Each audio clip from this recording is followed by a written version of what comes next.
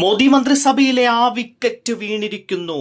ഒരുപാട് പ്രതിഷേധങ്ങൾക്കൊടുവിൽ അവസാനം ബി.ജെ.പി. സർക്കാരിനും നരേന്ദ്രമോദിക്കും വിദ്യാർത്ഥികൾക്ക് മുന്നിൽ മുട്ടുമടക്കേണ്ടി വന്നിരിക്കുന്നു. കേന്ദ്ര വിദ്യാഭ്യാസ മന്ത്രി ധർമ്മേന്ദ്ര പ്രധാൻ രാജിവെച്ചിരിക്കുകയാണ്. ഏറെ നിർണായകമായ വാർത്ത രാജ്യ തലസ്ഥാനത്ത് നിന്നും പുറത്തു വരികയാണ്. രാജ്യ തലസ്ഥാനം ഒന്നടങ്കം പ്രതിഷേധ ചൂടിലായിരുന്നു കുറച്ച് ദിവസങ്ങളായി. രാജ്യം മുഴുവൻ ആ പ്രതിഷേധത്തിന് ഐക്യദാർഢ്യം പ്രഖ്യാപിച്ചുകൊണ്ട് രാജ്യ തലസ്ഥാനത്തേക്ക് ഉറ്റുനോക്കിക്കൊണ്ടിരിക്കുന്ന സാഹചര്യത്തിലാണ് ഒടുവിൽ പ്രധാനമന്ത്രി നരേന്ദ്രമോദിക്ക് മുട്ടുമടക്കേണ്ടി വന്നിരിക്കുന്നത്. CJP എന്ന വിദ്യാർത്ഥികളുടെ കൂട്ടായ്മ, യുവാക്കളുടെ കൂട്ടായ്മ ആ വലിയ വിജയം നേടിയിരിക്കുന്നു.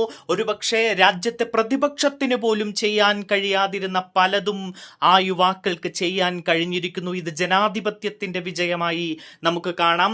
സുപ്രധാനമായ വാർത്തയായി ഇത് ഈ മണിക്കൂറിൽ മാറുകയാണ്. രാജ്യത്തെ ഏറ്റവും വലിയ പ്രതിഷേധം, ഈ മോദി ഭരണത്തിന് കീഴിൽ നമ്മൾ കണ്ട ഏറ്റവും വലിയ പ്രതിഷേധം, രാജ്യ തലസ്ഥാനം സ്തംഭിച്ചു നടന്ന പ്രതിഷേധം.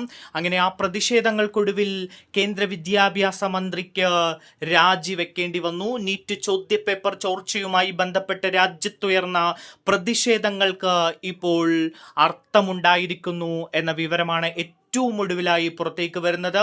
പ്രധാനമന്ത്രി നരേന്ദ്രമോദിയിലേക്ക് വരെ പ്രതിഷേധം നീളുമോ എന്ന് BJP ഒരുപക്ഷെ ഭയപ്പെട്ടിരിക്കാം.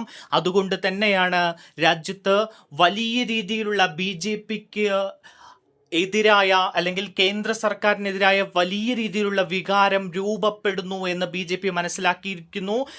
ഏറ്റവും നിർണായകമായ ചില തെരഞ്ഞെടുപ്പുകൾ വരുന്നുണ്ട്. പഞ്ചാബ് തെരഞ്ഞെടുപ്പ് വരാൻ പോവുകയാണ്.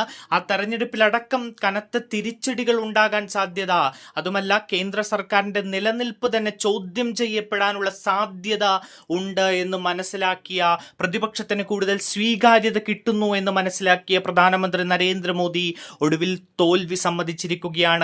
യുവാക്കൾക്ക് വിജയമുണ്ടായിരിക്കുകയാണ്. കേന്ദ്ര വിദ്യാഭ്യാസ മന്ത്രി ധർമ്മേന്ദ്ര പ്രധാൻ രാജിവെച്ചിരിക്കുന്നു എന്ന വാർത്തയാണ് ഏറ്റവും ഒടുവിൽ ദില്ലിയിൽ നിന്ന് പുറത്തേക്ക് വരുന്നത്.